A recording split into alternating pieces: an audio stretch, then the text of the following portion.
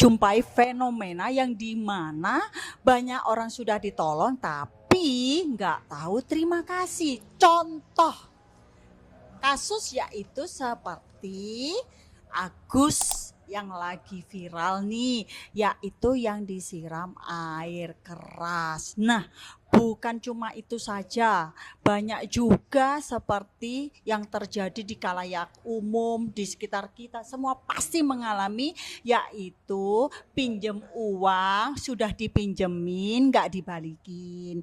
Ada juga udah dipinjemin tapi malah lebih galak yang pinjem. Nah, itu ternyata fenomena nggak tahu terima kasih ini menjadi masalah sosial yang sangat serius karena kebanyakan itu terjadi pada 9 dari 10 orang yang ditolong itu nggak tahu terima kasih. Biasanya yang tahu terima kasih itu cuma 10% saja. Nah, sebagai praktisi hukum kita ini banyak sekali menemui hal-hal demikian di lapangan ya.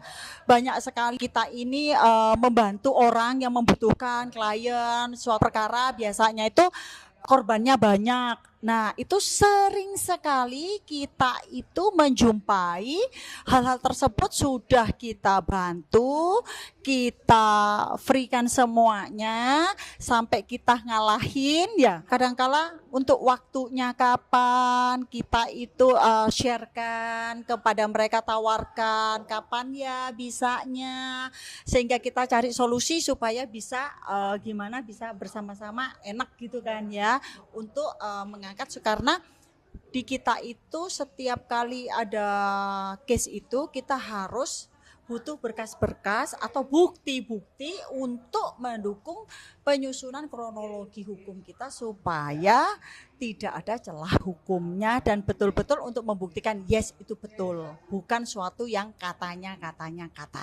Nah, kalau dari pengalaman dari kalian ada yang apa? Yang menjadi kendala itu apa biasanya?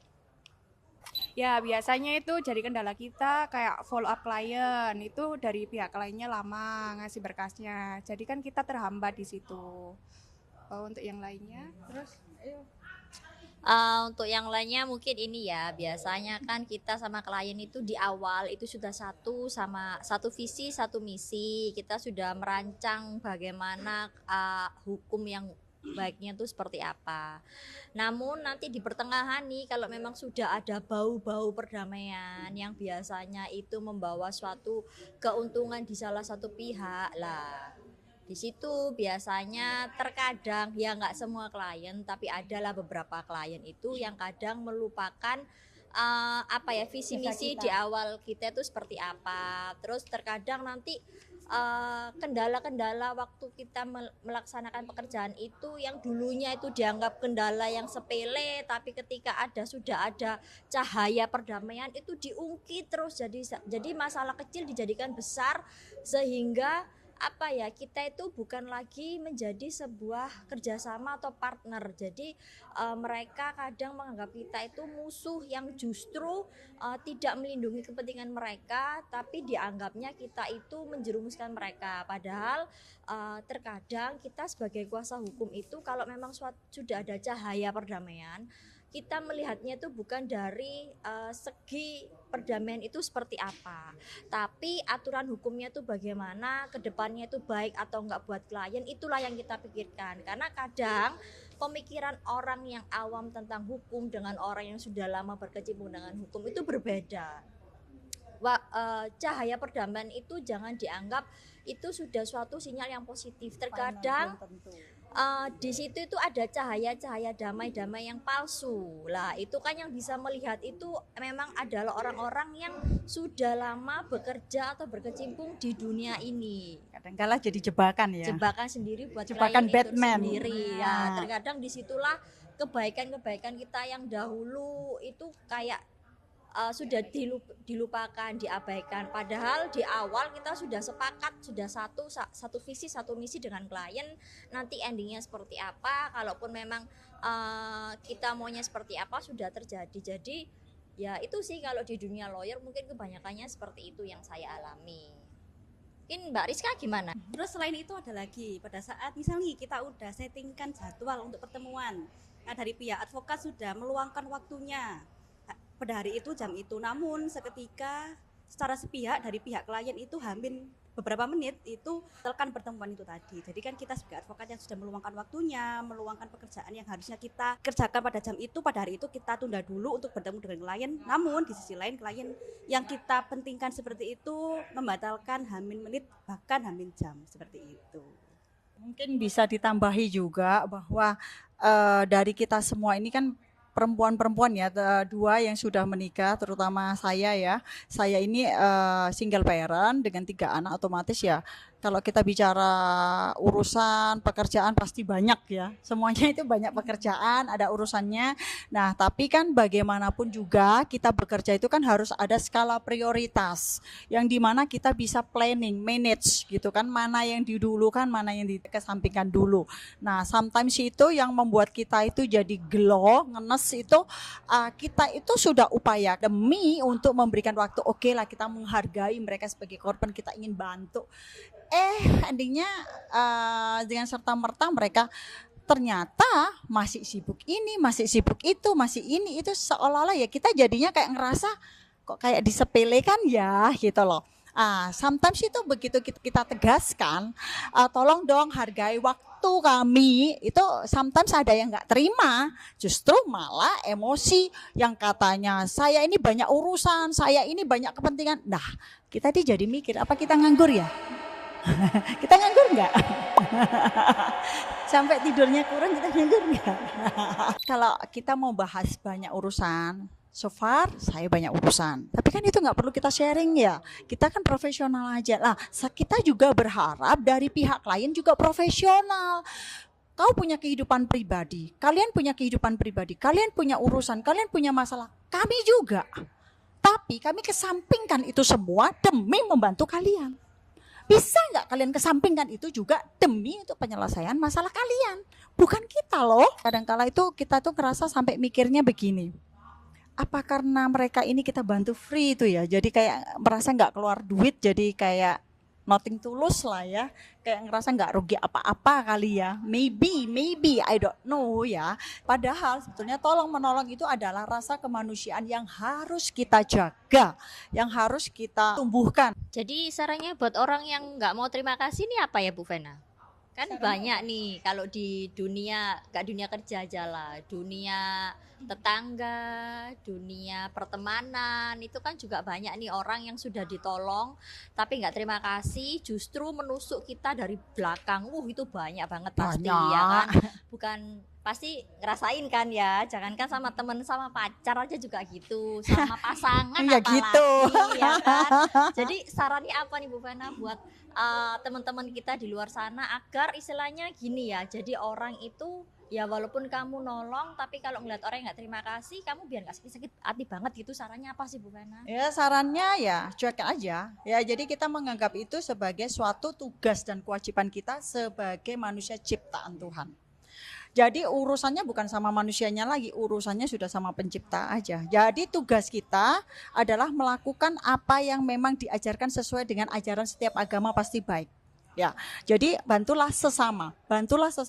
Itu diajari semua, cinta kasih. Jadi kalau yang dibantu itu tidak tahu terima kasih, ya sudah, serahkan kepada Sang Pencipta.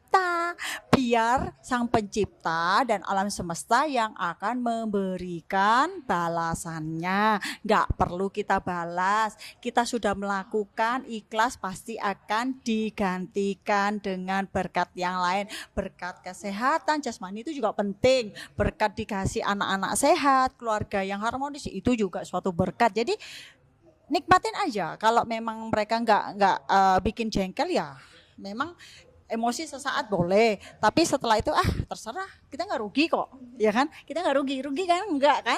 Kita nggak rugi. Ya udah, kita fokus ke upgrade diri kita sendiri, kita kembangin diri kita sendiri, ya let it go. Jadi sometimes memang seperti seperti pepatah bahwa padi itu akan selalu tumbuh dengan ilalang dan itu tidak menghalangi padi untuk bertumbuh. Tapi biarkanlah sampai pada masanya, pada masa penuaian, nah itu akan dipisahkan dengan sendirinya. Jadi intinya adalah kalian semua juga buat kita-kita jangan pernah jemu-jemu untuk selalu terus menjadi orang baik dan berbuat baik.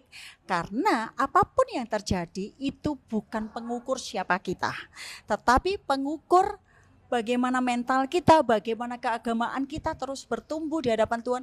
Jadi pencipta kita bisa melihat sebagaimana kamu menganut agamamu dan ajarannya dan merefleksikan dalam kehidupan sehari-hari seperti itu.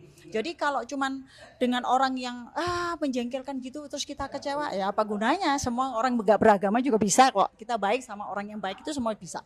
Tapi bagaimana kita ya udah let it go, ikhlaskan, kita tetap berpikir maju, tetap membantu orang yang memang perlu dibantu. Kalau mereka yang memang enggak bisa dibantu enggak, ya udah biarkan saja, ya itu memang sudah bukan ininya mereka gitu loh, bukan ditaruh, bukan di menurut Tuhan itu sudah bukan dalam lingkaran kita gitu aja sih.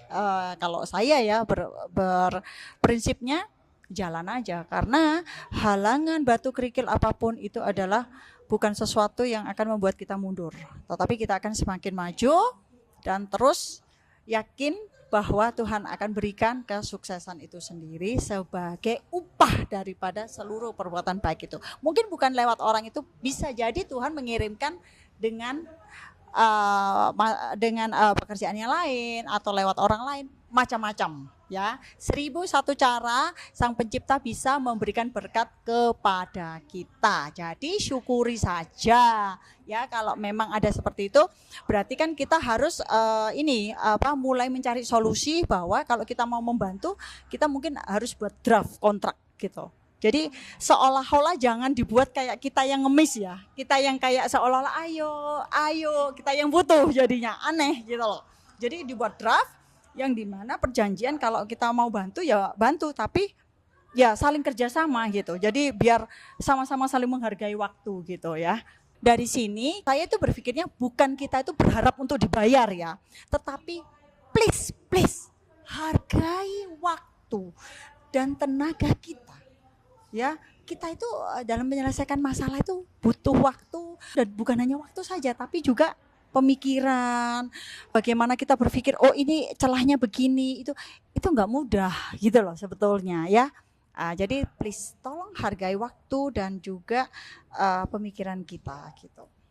Ingat ya guys, bahwa kebaikan yang kita lakukan itu adalah cerminan dari diri kita sendiri, bukan dari respon orang lain.